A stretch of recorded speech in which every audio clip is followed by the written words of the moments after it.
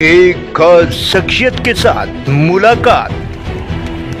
देखिए जयदेव पटेल के साथ नंबर 1 इंडिया न्यूज पर रोजाना रात 9 बजे। नमस्कार व्यूअर्स, मैं जयदेव पटेल और आप देख रहे हैं नंबर 1 इंडिया न्यूज। आपका एक बार फिर स्वागत है एक खास शख्सियत के साथ मुलाकात प्रोग्राम में।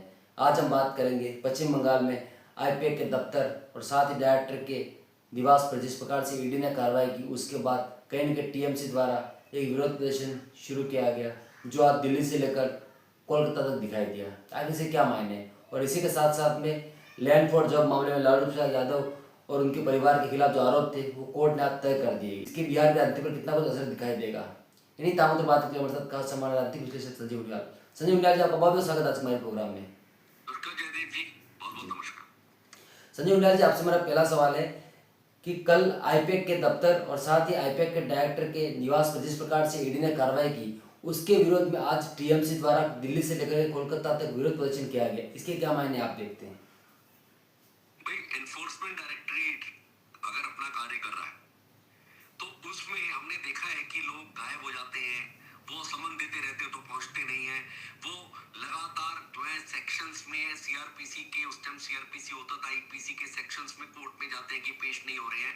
तो वो इस तरह की चीजें हमने लगातार देखी है कि 2 बार उनको समन किया, केजरीवाल को 3 बार किया, नहीं आए, 1 बार बहाना बनाया, यहाँ चले गए। परंतु ये तो मतलब अपने आप में विडंबना हो गई कि एक प्रदेश की चीफ मिनिस्टर आईपैक के कार्यालय में, जो कि उनकी एजेंसी द्वारा उनके मनोनीत की गई एजेंसी थी, जिसके डायरेक्टर थे जैन, जिनके घर पर जो है वो तहकीकात, उनके ऑफिस में तहकीकात हो रही थी, ईडी के ऑफिसर वहां पहुंचे हुए थे, कागजात देख रहे थे।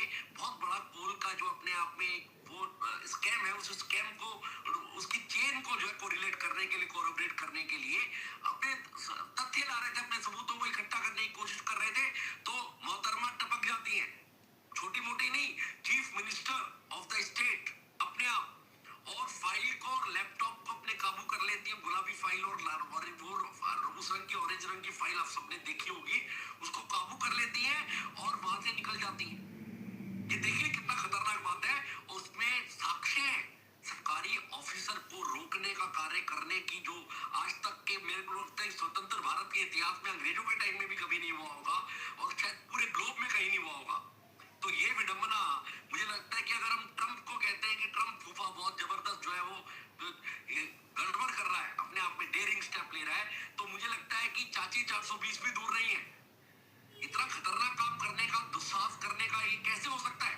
इसका मतलब है कि उसके अंदर कुछ ऐसे साक्ष्य हैं, कुछ ऐसे प्रमाण हैं जो कि बताते हैं कि हाँ, हम कल्प्रिट हैं, हम चोर हैं। जी संजय उनियाल जी, आज कहीं कि लैंड फॉर जॉब मामले में लालू प्रसाद यादव और उनके परिवार को भी कोर्ट ने जिस प्रकार से आरोप तय कर दिए हैं, इसका बिहार की राजनीति पर क्या असर दिखाई देगा आने वाले समय में, ऐसा आपको लगता है?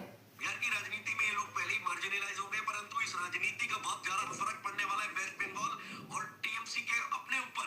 और ये जो हमारे आपने देखा ना कि स्टैलिन वाले चुनाव में जो परिवारवाद की राजनीति करते हैं, उनके मुंह पे तमाचा है कि हाँ, कोर्ट ने जो बीजेपी ने बोला था, जो भारतीय जनता पार्टी ने बोला था, जो सेंटर की गवर्नमेंट कह रही थी कि जंगल राज का अपने आप में एक साक्षात नमूना है, उसको प्रूव कर दिया गया दोबारा से।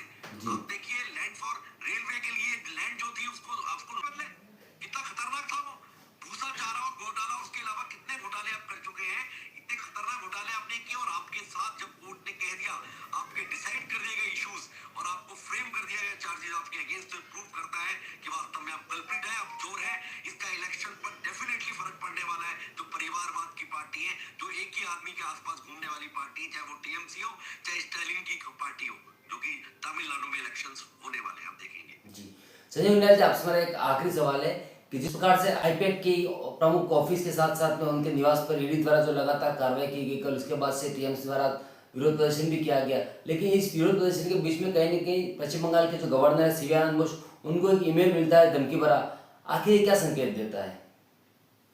ये संकेत देता है, बिल्कुल क्लियर कट संकेत देता है कि ये सब करप्शन की राजनीति ज्यादा टाइम तक नहीं चलने वाली। ईडी के पास पुख्ता सबूत है, और आप देख लीजिए केजरीवाल भी जो है जब जेल में चले गए तो उनको भी 4 बार जमानत नहीं मिली थी। इसका मतलब है कि ईडी अब वो तैयार होके है, पूरे साक्ष्यों के साथ आती है। आप इतनी बड़ी आईपैक जैसी कंपनी और उसमें भी टीएमसी ममता का जिसमें हाथ हो, देखिए ममता जी जो है डायरेक्टली आ जाती हैं तो उनका वरदहस्त है। तो जब ऐसे बड़े बड़े लोगों पर जब कोई एजेंसी हाथ डालती है तो वो साक्ष्यों के साथ जाती है, क्योंकि ये तो मनोनीत नहीं किए हो गए, ये तो न्यायालय तो कम से कम अब सब भारतीय जनता पार्टी की नहीं है, ये अपने आप में बताता है कि हाँ ये इन्वॉल्वमेंट थी, पर ईडी ने अपने सारे साक्ष्य और एविडेंसेस को तैयार करने के लिए पुख्ता इंतजाम किए हुए। जी, संजय उनियाल जी, आपने हमारी समय निकाला, उसके लिए आपको बहुत बहुत धन्यवाद।